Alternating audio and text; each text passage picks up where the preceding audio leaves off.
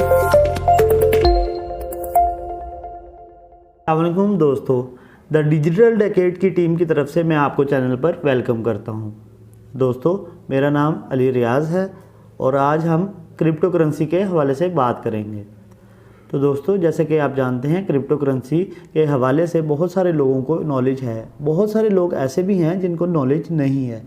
Crypto currency क्या है, real currency है या फेक करेंसी है, इसका कोई फ़िज़िकल वजूद भी है कि नहीं, क्रिप्टो की बेसिक्स क्या हैं, इसके पीछे कौन सी टेक्नोलॉजी काम कर रही है।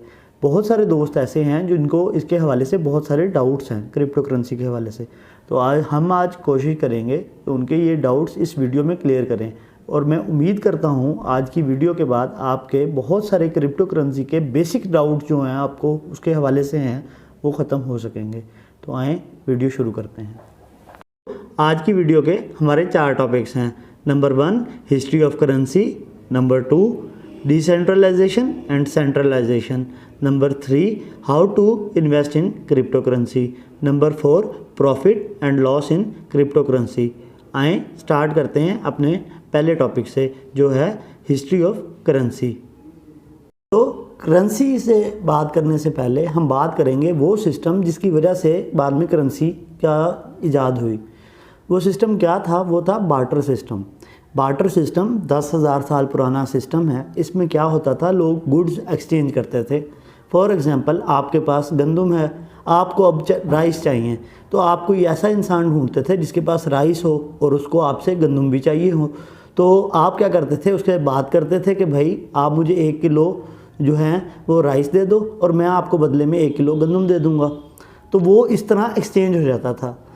अब ये सिस्टम एक हद तक तो बहुत अच्छा लगता है कि यार एक्सचेंज सिस्टम है, कोई इशू नहीं है, लेकिन इसमें बहुत बड़े फ्लॉज थे।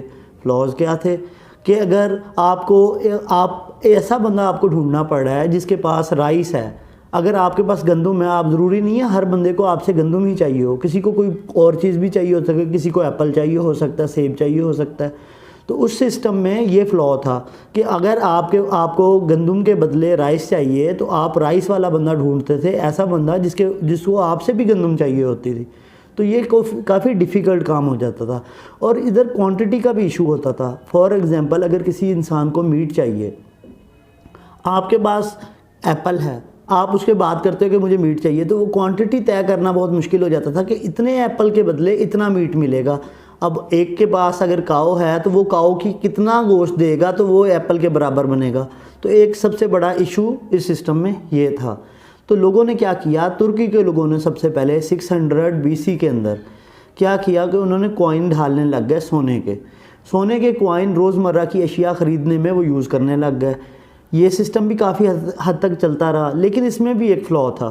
फ़्लॉ क्या था आपको जैसे कि पता है, एक नायाब मेटल है सोना और वो माइनिंग के थ्रू हासिल किया जाता है। तो सोना इतने ज़्यादा लोगों में डिवाइड करना बहुत मुश्किल हो जाता था कि इतनी पूरी कंट्री के अंदर सोना जो है वो रेगुलेट किया जाए। तो उसका ये सिस्टम भी आहिस्ता आहिस्ता स्टॉप होने लग गया। इसके भी ड्रॉबैक्स जो थे वो शो होने लग गए मार्केट में। तो फिर क्या किया, चाइना की गवर्नमेंट ने 700 BC के अंदर ये सिस्टम ईजाद किया कि एक करेंसी नोट का सिस्टम बनाया। वो उस वक़्त काफ़ी इतना डेवलप सिस्टम नहीं था, लेकिन बहरहाल करेंसी नोट का सिस्टम स्टार्ट कर दिया था चाइना में।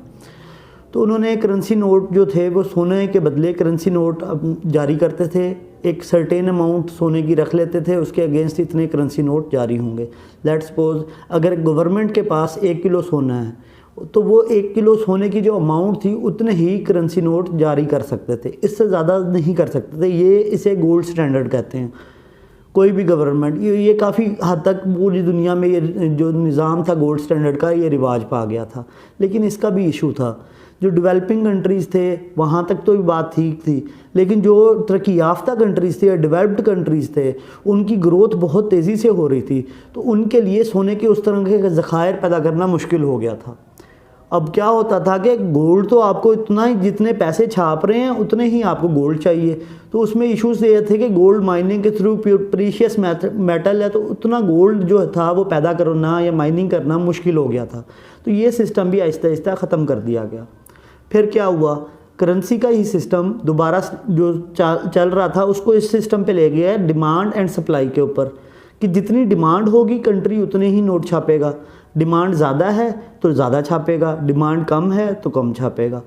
अब अगर डिमांड कम है और नोट ज़्यादा छप रहे हैं तो उससे क्या होता था, वो डीवैल्यू हो जाती थी करेंसी, जिसकी वजह से इन्फ्लेशन आता था, महंगाई मुल्क में आ जाती थी। और अगर डिमांड जो है वो है ज़्यादा और जो सप्लाई है वो कम हो गई है, जैसे आप आजकल देखते हैं अमेरिकन डॉलर 174 पे पहुंच चुका है, तो उसकी डिमांड जो है वो ज़्यादा है, सप्लाई लिमिटेड है, तो उसकी वजह से उसकी प्राइस हाई कर जाती थी। तो उसकी इस बेस के ऊपर आजकल सिस्टम चल रहा है करेंसी का। इसमें भी काफ़ी सारे फ्लॉज थे इस सिस्टम के अंदर, जिसकी वजह से एक और सिस्टम जो क्रिप्टो करेंसी के नाम से आजकल आप मार्केट में देख रहे हैं, ये सिस्टम आ गया। अब क्रिप्टो करेंसी में किस तरह आया, इसके पीछे बैक एंड पे क्या टेक्नोलॉजी यूज़ कर रही थी, हम अब इसके हवाले से बात करना स्टार्ट करते हैं। बेसिकली सतोशी नाकामोटो एक पर्सन है जिनके बारे में ज़्यादा लोग नहीं जानते। उनके कुछ एक वेबसाइट थी bitcoin.com और इस तरह की, वहीं वो थोड़ी सी कन्वर्सेशन करते होते थे।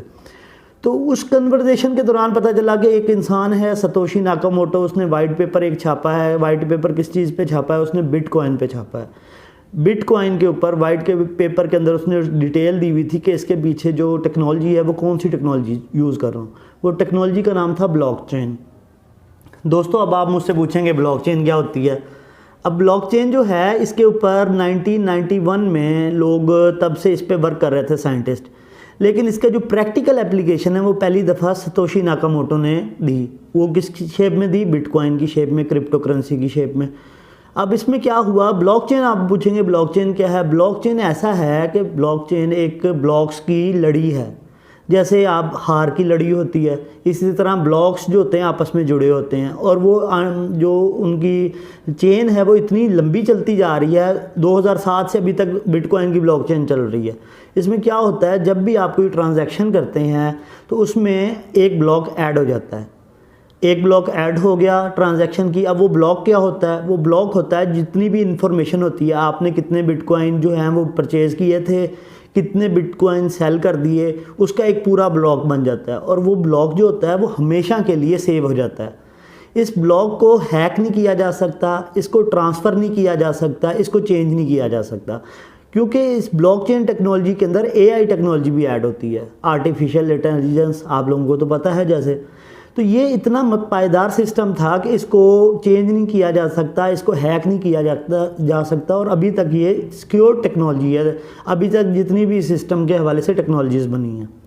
तो दोस्तों, हम इसके बाद बात स्टार्ट करते हैं अपनी सेंट्रलाइजेशन और डिसेंट्रलाइजेशन की। सेंट्रलाइजेशन, डिसेंट्रलाइजेशन क्या है, इसकी ज़रूरत क्यों पड़ी, सेंट्रलाइजेशन क्या थी, इससे लोगों को फ़ायदा क्या है, इसके नुकसानात क्या हैं। तो लेट्स स्टार्ट करते हैं कि इसके फ़ायदे और नुकसान क्या हैं। दोस्तों, सेंट्रलाइजेशन और डिसेंट्रलाइजेशन में जो बेसिक फ़र्क है वो ये है कि सेंट्रलाइजेशन में एक सेंट्रलाइज सिस्टम होता है, सेंट्रलाइज कमांड होती है, अथॉरिटी होती है। जिस तरह हम बैंकिंग सेक्टर में जब ट्रांजैक्शन करते हैं तो सेंट्रलाइज सिस्टम के थ्रू बैंक जो होता है सेंट्रलाइज अथॉरिटी होती है, वही आपका सारा कुछ कमांड कर रहा होता है। आपने कोई ट्रांजैक्शन करनी है, फॉर एग्जांपल आपने अपने किसी दोस्त को पैसे सेंड करने हैं, तो वो बैंकिंग चैनल के थ्रू ही सेंड कर सकते हैं, अदरवाइज़ आप सेंड नहीं कर सकेंगे।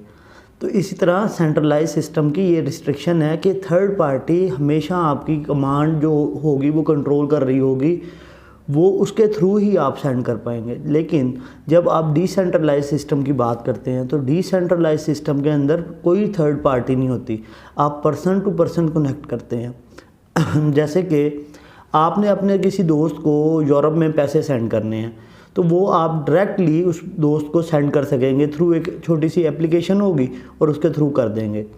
जिसकी एग्जांपल ये है कि जैसे क्रिप्टो करेंसी में आपने पैसे सेंड करने होते हैं तो आप अपने वॉलेट से उसको ट्रांजैक्शन करते हैं। वॉलेट क्या होता है? वॉलेट जिस तरह आपके जेब में पर्स होता है, इसी तरह एक डिजिटल वॉलेट भी होता है डिजिटल करेंसी को स्टोर करने के लिए। जैसे क्रिप्टो करेंसी को स्टोर करने के लिए वो भी वॉलेट होता है, वहाँ आपके पैसे महफूज पड़े रहते हैं, जैसे आपके पर्स के अंदर पैसे महफूज होते हैं।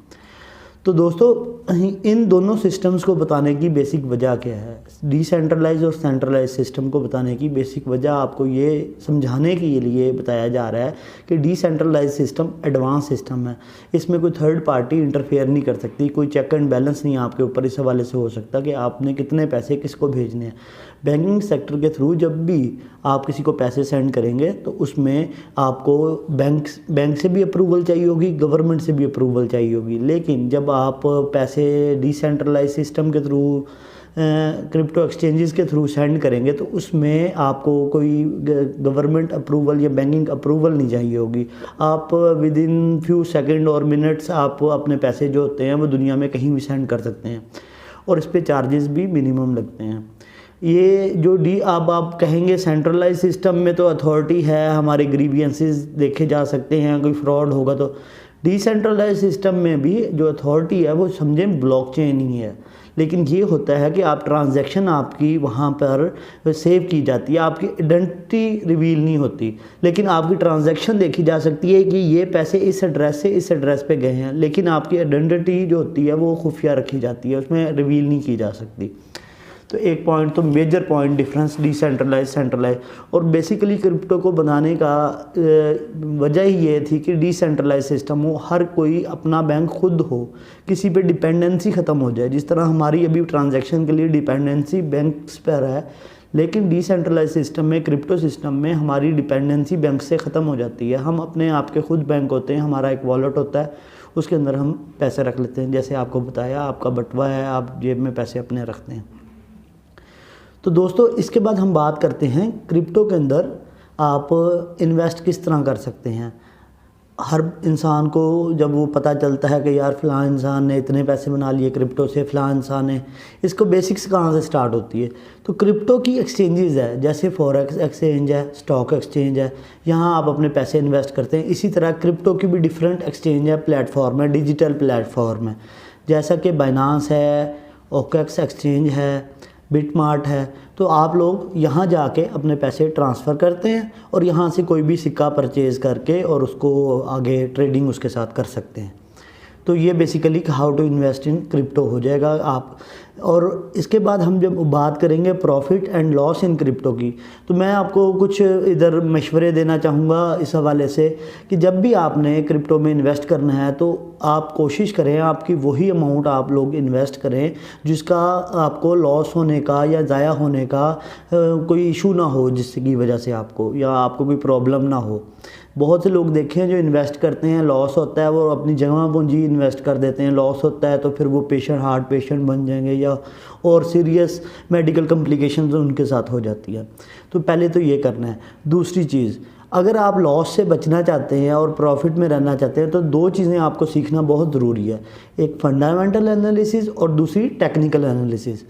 फंडामेंटल एनालिसिस क्या है, मार्केट में क्रिप्टो करेंसी के हवाले से जो भी पॉजिटिव या नेगेटिव खबरें आती हैं उन पे आपने उसको टोटली रिसर्च करके उनके ऊपर एनालिसिस करना है कि ये खबर ठीक है या कोई फंड है या फेक खबर है, सिर्फ मार्केट में करेंसी को गिराने के लिए खबर दी गई है।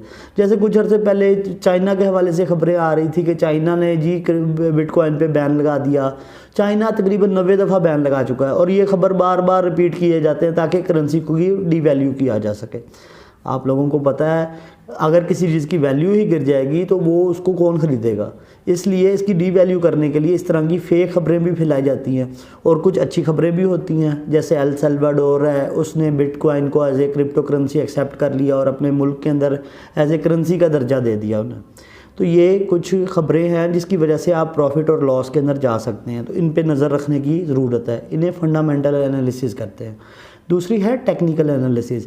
टेक्निकल एनालिसिस में ग्राफ होते हैं, चार्ट होते हैं, जिसको समझना बहुत ज़रूरी है। आपको जैसे पता है इसमें क्रिप्टो करेंसी में फ्लक्चुएशन बहुत ज़्यादा आती है, तो उसको समझने के लिए फ्लक्चुएशन कॉइन किस तरफ मूव करेगा, पंप करेगा या डंप करेगा, तो आप उसके लिए टेक्निकल एनालिसिस करेंगे। वो इंशाल्लाह हम अपनी आने वाली वीडियोस के अंदर आपको इनके हवाले से मज़ीद डिटेल आपके साथ शेयर करेंगे। तो मैं आज उम्मीद करता हूँ आपके कोई भी इसके अलावा हवाले से क्वेश्चन है क्रिप्टो के हवाले से, वो काफ़ी हद तक आपके हल हो जाएंगे। इसके अलावा आपके कोई क्वेश्चन है क्रिप्टो के हवाले से तो हमें कमेंट सेक्शन में आप मैसेज कर सकते हैं, हम इंशाल्लाह इस पर अलहदा कोई डेडिकेटेड वीडियो बना देंगे। होप आपको आज की वीडियो पसंद आई होगी। इसके नीचे आप कमेंट्स कर सकते हैं, लाइक करें, सब्सक्राइब करें और इस वीडियो को शेयर करें ताकि ज़्यादा से ज़्यादा लोग इससे फ़ायदा उठा सकें। शुक्रिया।